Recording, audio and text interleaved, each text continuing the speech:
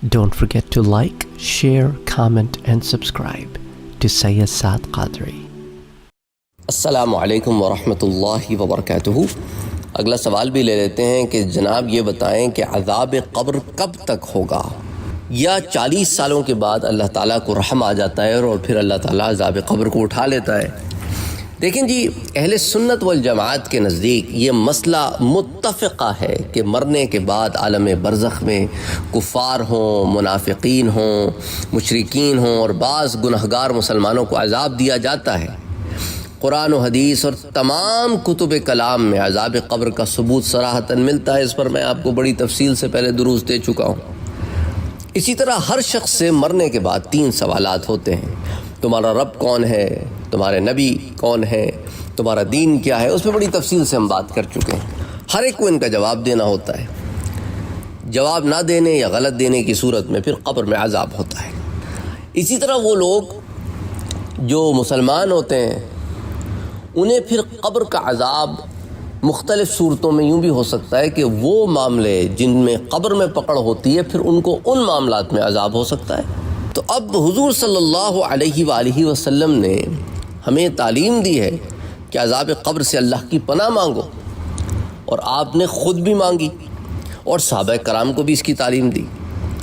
باقی رہی یہ بات کہ کس کس قسم کا عذاب ہوتا ہے، تو اس کے متعلق اتنا سمجھ لیں کہ کافر اور منافق جو ہوتا ہے اس کا عذاب تو بہت سخت ہوتا ہے اور قیامت تک جاری رہے گا.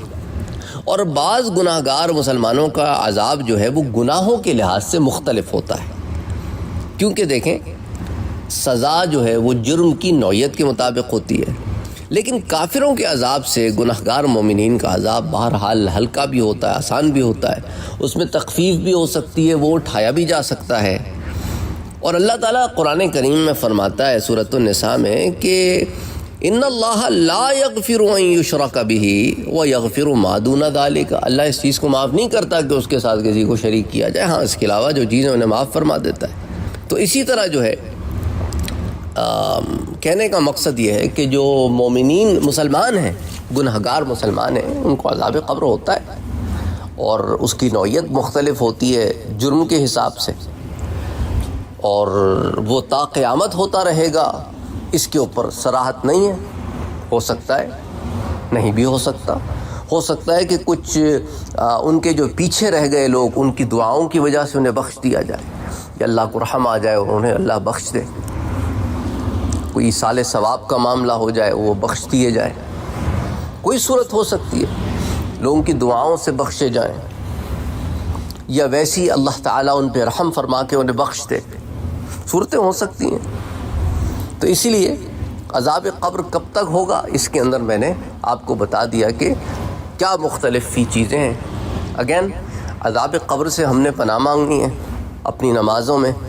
تو آپ کو پچھلے درس میں ہی بتایا تھا کہ فجر کی نماز کے بعد کیا عمل کرنا ہے اور عصر کی نماز کے بعد کیا عمل کرنا ہے.